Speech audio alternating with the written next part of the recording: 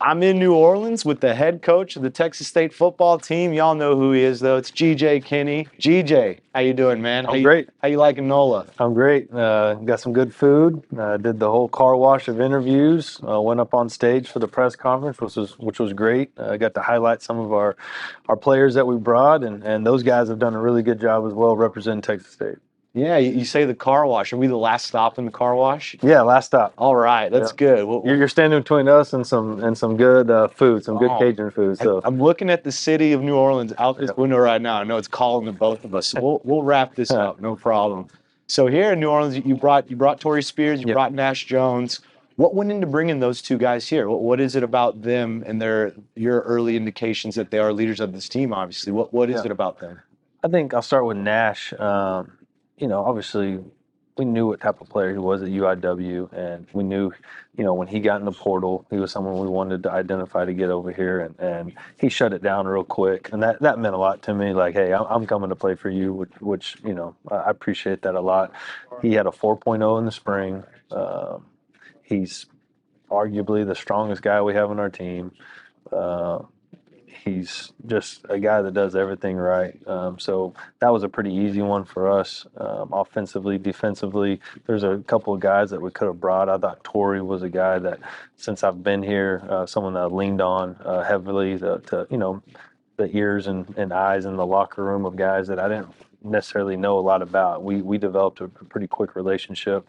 And he's 6'4", 210 pounds. I like bringing big guys that look good to media day. Yeah, right. I guess so. Someone who's going to look good in a suit and some cool shoes on. Yeah, when I was talking to Torrey, he was talking about the shoe game. How you're a shoe man. Yeah. Oh yeah. How do you rate his? Was he doing all right? That was impressive. If there's any way we could have got him like Texas State colors, that would have been taking it to like I give him like a 9. If he could have got it our colors, it would have been a 10. Oh, that's all. Being honest, yeah. Get that maroon, get 10 out of 10. I respect that. Yeah. I like that. Being here in Media Day, it's been a lot of questions about all these new players, all these new guys you're bringing in, but you bring someone like Torrey, who is kind of from the old guard, and you have guys like Ashton you brought up, and a lot of other players who were here in years past and chose to stick around when you came in. How important is that to acclimating all the new guys that they're there to kind of show them around? Yeah, that's huge. I think that went into the decision making too, to bring Torrey. I wish I could have brought some more guys, to be honest with you, because there's more guys that deserve to be here. But yeah, he's been awesome. You brought up a guy like Ashton Hawkins. He's a guy that I'd love for him to be here. He's really turned the corner, and everyone knows about his on the field play. But he's another guy that's doing everything right off the field as well. So, really excited about the group we got. Excited about the guys that were here at Texas State before I got there, the new guys. So, we have women's clinic tomorrow that my wife is kind of taking the lead on. I think she has over 200 women signed up for that, which will be awesome. Get to know us a little bit more on a personal level, and a lot of great moms, a lot of great wives out there, a lot of great Bobcat supporters, and all the proceeds will go directly to our nutrition at Texas State, which is something that's really important to us. So it'll be a great night for a great cause, and so we're really excited to do that tomorrow. We have a camp on Thursday, another big camp. Got a couple 100 kids already signed up for that, and then on Friday we have a huge event with some of our top high school prospects that are gonna be around. So got a full week before we get this thing going. We'll have a little bit of break, let the coaches see their families a little bit before we get going for camp. Yeah, once that fall camp starts, not going to see a lot of those families. No, my wife's actually going out of town. She's going to Costa Rica, so she's going to do that. So I'm going to be up there just doing football. Do you have a date on camp yet? I know last time we talked it was a little more fluid. Yeah, August 1st will be report date, and then the second will be first practice. And you'll get it going. You'll be seeing me a lot more than that. Exactly. Yeah, we got to get together and figure out when get out there and get some good shots and all that kind of stuff. Yeah, absolutely. You can see the new camera right there. My producer Zach Webb's itching to bust it out at practice. I like it. Going into fall camp, there's obviously a lot of things you want to work on, but what's something early on in your mind you're like, okay, this is something I want to hone in on, something that you clocked in spring football that you want to get a little better at? I think with the offensive line, I felt like we had a good spring. but we have so many new faces in there. And we're going to move them around. We're going to have guys playing different positions and kind of see what that looks like and see who's the best five up front. And I could see us with the new faces that we brought in that O-line. We feel good about some of those guys, just like we did last year with Strawn. He was kind of our extra tight end, our in-line tight end. So I could see someone playing that role. I don't know who that is. Obviously, Strawn has experience there, but Strawn he might be one of our starting guards or tackles. He's had a really good offseason. So I think just excited to see what those guys can do up front, what combination of guys it is, and just the competition. Yeah, that's been one of the more drastic changes I've noticed from spring to now is how many more offensive linemen you brought in. Of course, you got Bray and Marcus coming over from Oklahoma. Yeah. Alex Harkey coming from Colorado. Yeah. You've increased the profile of this line. Was that a point of emphasis for you because of how your offense is, how it is kind of go go go? You have to have that line right, not just big but mobile as well. Was that important? Yeah, it was. I think. Obviously, there were some good players here already, but we needed some more. We needed some bigger guys.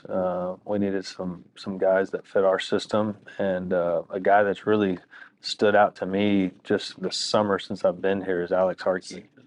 That guy is a local kid, fits the Take Back Texas profile.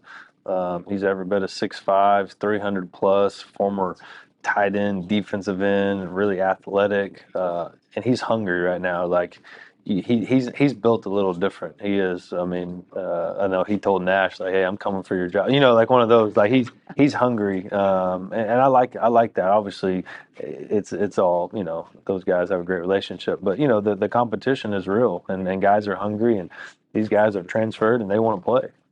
So I'm excited to see, like I said, who's going to be in that starting five.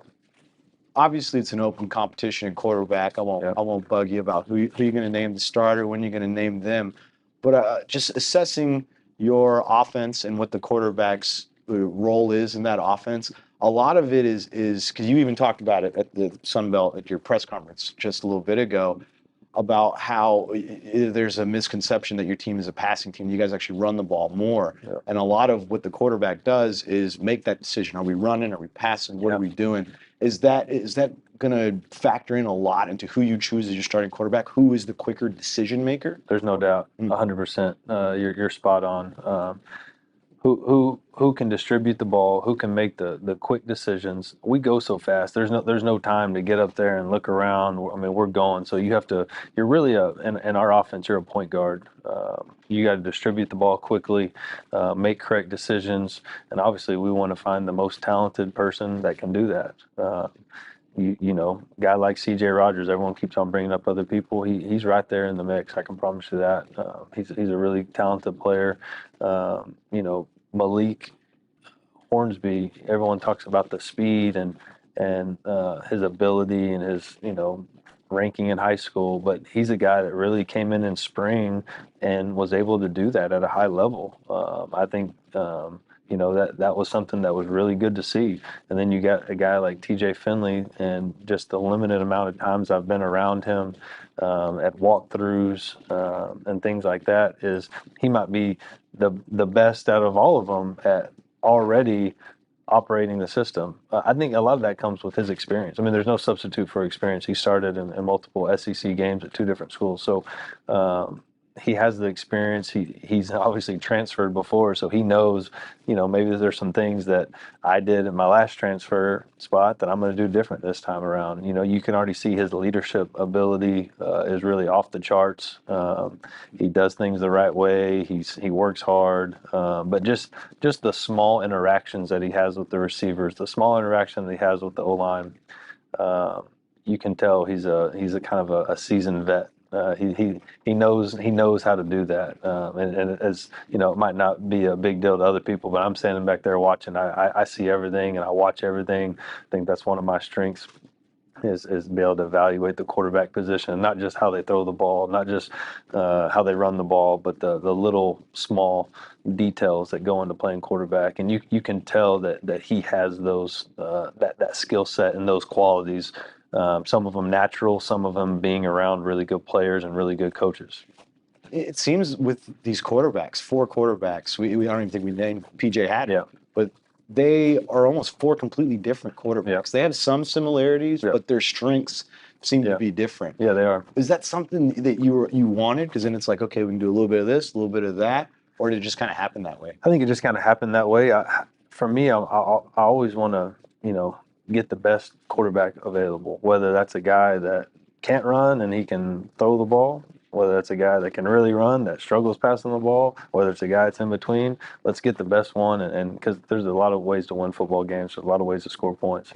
So let's just get the best one, and obviously there's certain qualities that guys have that we value more than maybe other people, and then obviously we're going to look for certain skill sets when we recruit guys.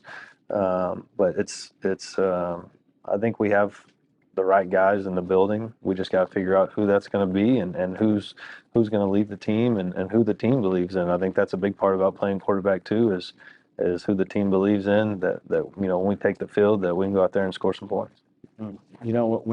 When you see the preseason coaches poll and it has y'all 5th in the West, 10th overall, do you feel that they are underestimating you and underestimating this team and what it can bring just based on past accomplishments and not taking into account all the new players and everything else? Or do you think that it's just they're judging it on a lot of the unknowns and you don't take put any weight into that poll at all? Yeah, I think probably more of the latter. I think it's one of those situations where, they're not following us like you follow us.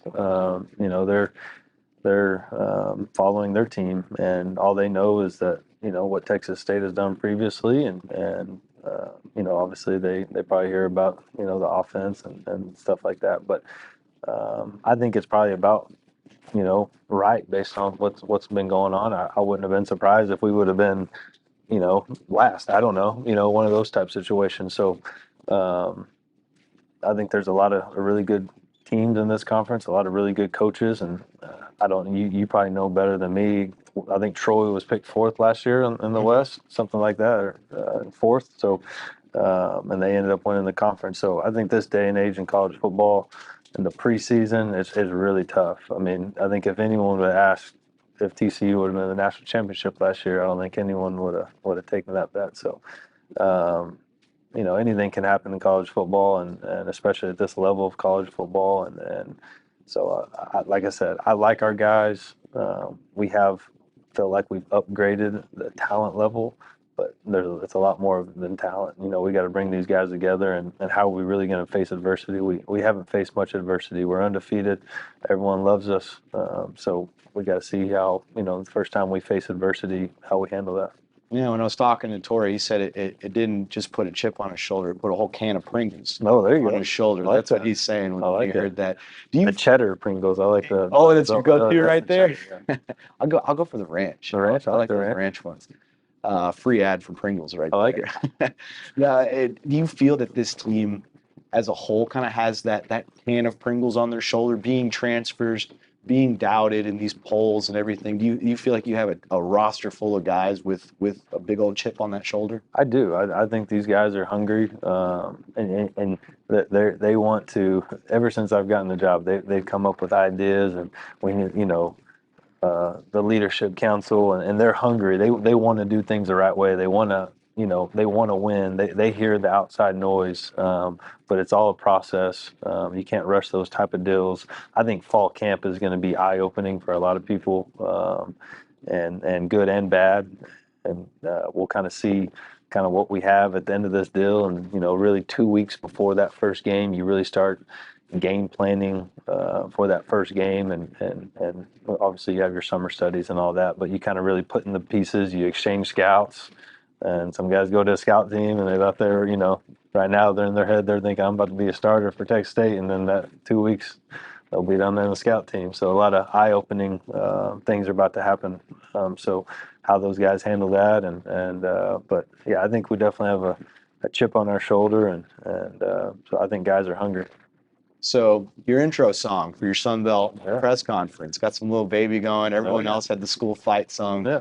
You had Little Baby. What went into that? Was that just Coots throwing a curveball at you, No, he asked me, what do you want? And he said, most people do their school song. You know, do you want to do something different? He said, what song? I said, you know what, you pick it. Just surprise me. So he picked it, but I had a feeling he was going to go with something like that. So shout out to him for getting our swag level up and making a good entrance. And shoot, I'm 34 years old and young. Offensive guy, the cool coach, I guess. So you got to keep that swag going. Hey, man, I'll give you that. GJ swag over here. I like Man. it. You're bringing it at Sunbelt. Appreciate it. So I'll leave you with this so you can get to New Orleans before you head back to a women's clinic, women's coaches clinic, and a camp. You have a full week, so we'll let you get to it. But here in New Orleans, you want to go out there and get you a nice meal. What's one meal that's on your list that you want to go eat tonight? I went with the shrimp, fried catfish, a boudin ball last night. I could see me going for some some kind of etouffee, maybe some kind of blackened fish with some kind of topping to it, maybe some red beans and rice. So I'm excited. I'm a big fan of the food here. No doubt. Lots of options. There's Creole House right across the street. So Can't wait. Go check them out. Yep. GJ, appreciate you taking the time. Sure. Thank you for dealing with all this in media day and going through the car wash. Yep, it's fun. We'll see you in San Marcos. Sounds good.